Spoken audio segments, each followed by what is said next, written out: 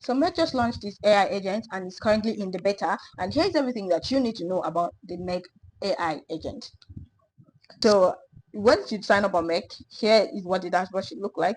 If you come down to AI agent here, you are going to see this dashboard here. I already created 2 AI agents. That's why you see this two, but else you would only see this dashboard. So for you to be able to create your own AI agent, you simply just have to go to this create and then you choose the provider. So just provide your connection name, whatever you want to call the connection. If you're not okay with what's provided, you can simply add this and just update this to whatever and save it.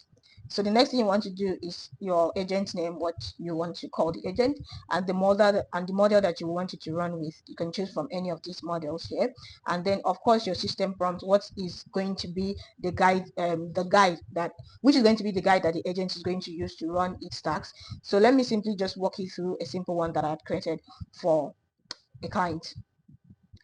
So this particular one is going to take care of responding to email. So you can see you have to make this as detailed as possible. Give it everything it needs to know: the behavior, the tone, the rules, the how when it should escalate to you and when it should not respond and what it should not do. Make sure you state that clearly in the system prompt. And if you don't know how to do it, you can simply just ask ChatGPT to give you the best system prompt for this. Like, it's that simple.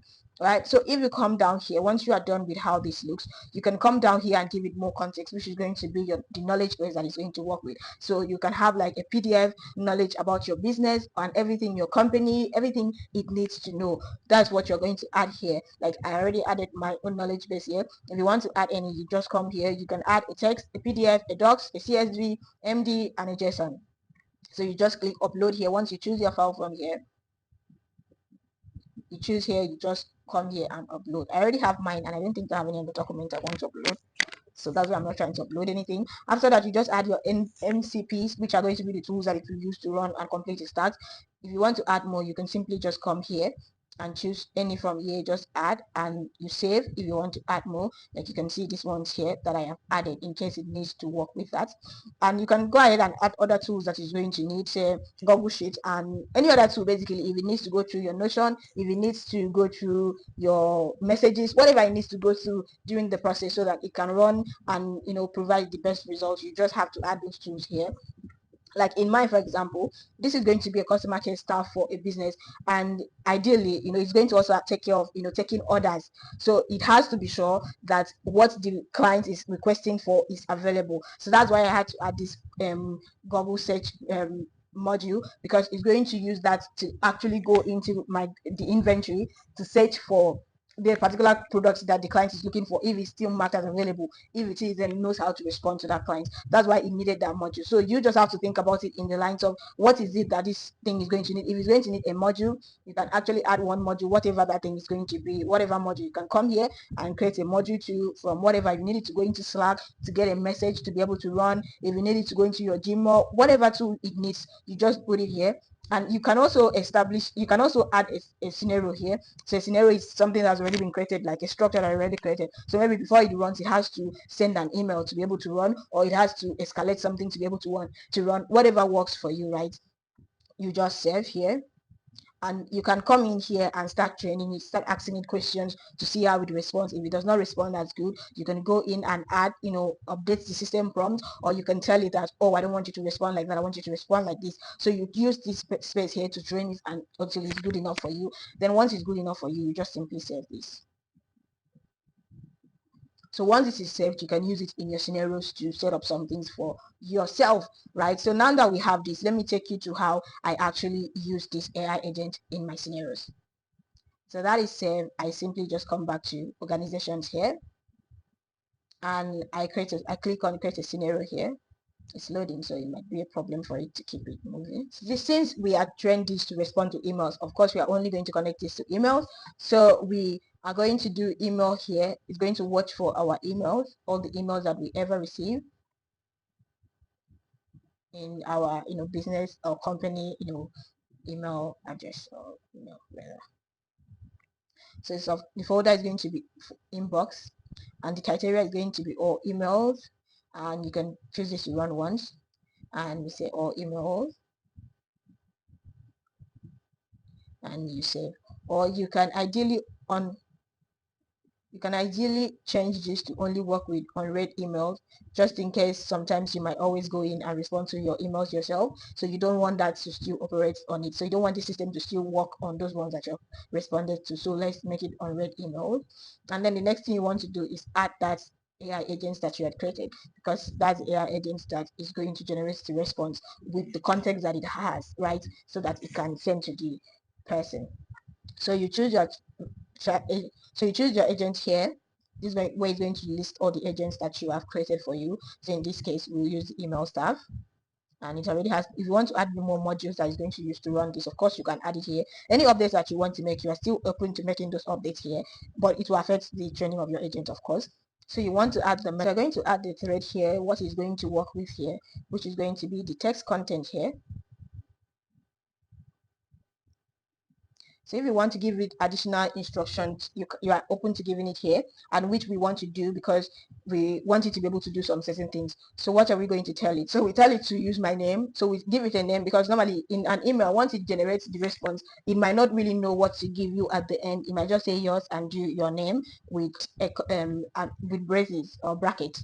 So we want it, I'm giving it my name, I'm saying use my name, which is comfort in the email signature, and also give your response in a JSON, because it's going to be responding to email. So it will need to give me the subject and also give me the body, right? So I don't want it to bundle everything together. I want it to separate it in a JSON, so I can be able to, separate both of the two of them, and then format it properly in an HTML, because I don't want it to just throw something at me. I want it to properly format it. So that's more message that I'm giving it. Messages here, I just like to give it more context, which is going to be the subject here. I can add another one here, which is going to be the text content of my message, and I just save this. I like the way it looks, and I save the entire work. I don't know why I keep pressing this. So I just save this. The next thing I want to do is to pass a JSON, because remember we had asked it to send it as a JSON. So now we have to pass a JSON so we can separate both of them to JSON, and we pass a JSON. So let me show you how to create a JSON here. So what you want to do is email response. I'll just name it whatever. So we need to unhook these, we need to unlink these and run this one so that we can get the response here. Okay, so now that we have the response here, which is going to be this, so we are going to copy this and then copy, connect this back up or link it again, and then we are going to add a structure here, which is the email staff, the email response staff, and then we click on generate here, and we put in the data that we had copied, and then we click generate, and you see it has generated the subject and the body for us. So we save these, and in here we want to get the response from here, so we save this and we save this, right? So we want to go ahead and run this again, so we see, so that we can be sure that the JSON has been set up correctly. So just run anyways. Okay, it extracted something for us.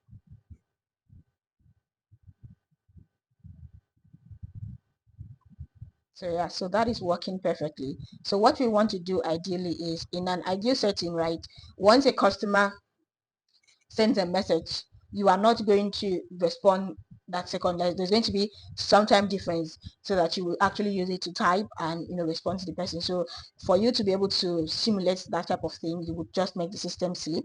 So it will sleep for, I don't know, 30 seconds, whatever I deal with you. So for this video, I'll just do 1 second, because I don't want it to stay so long before it's getting when we are testing. But for yours in an actual system, you can update it and make it longer to like 30 seconds, 60 seconds.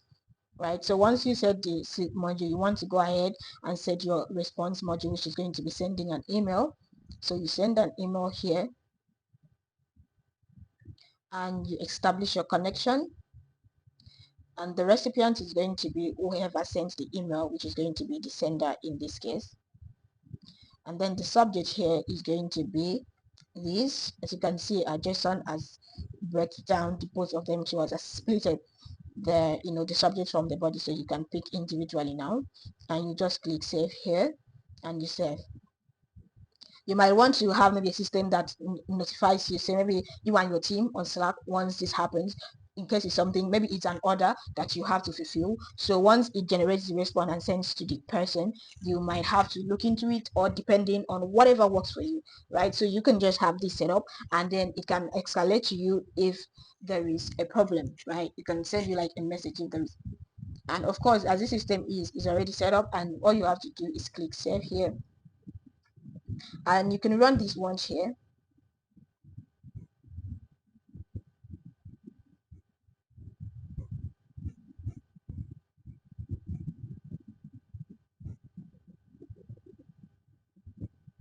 So you see it has sent a response. So let's see what is sent.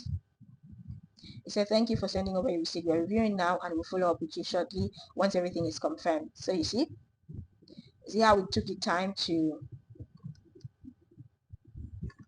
sorry, I think I'm reading the wrong thing. This is what it just sent right now. Yeah.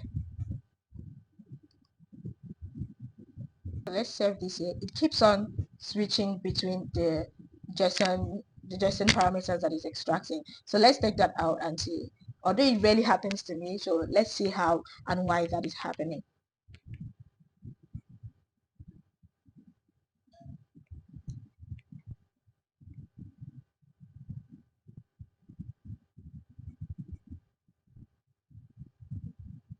Okay, let's go in now and see what the email is looking like. See, it keeps switching between the parameters, and that is a problem. If you come in here, you will see that it has now created an email. But so every time it's running, it's switching the parameters. Sometimes it will upload as an email and as the body, and sometimes it will upload as email underscore body. So now I am picking this. So let's save this and save this and run it once. Okay, let's go in and see how it came in this time around. Yeah, so okay, so being that sometimes it switches between, in this case, you see, it switches between email body and body, so it does not generate both of them at the same time. It keeps switching. So sometimes it gives the output as body, sometimes it gives the output as email underscore body. So I would say if you run into this kind of issues, though this is the first time I'm running into these kind of issues, I would say pick both of them. So anyone that is available is going to use that to update this. So now let's say I run this again. I save this and run it again. Okay, so let's see what it generated this time around. Generated an email body again. Sorry, generated the body without, not the email body. So generated the email body. So sometimes the thing is just crazy. So just to be safe, so that you won't have this kind of issues, just pick if this kind of thing happens to you when you are creating yours, do it like I just did. Pick both of them, the email body and the body. It's not going to generate both of them at the same time. It's either going to generate it as a body or generate it as an email body. So in either way, you're going to be safe, because it's only going to generate one of it at the time. So I hope this was helpful, and let me know what you think. And if you have any comments, any questions, if you have any questions, any concerns, make sure you leave it in the comments. I'll be responding to all of your comments, and I'll see you in my next one. Bye.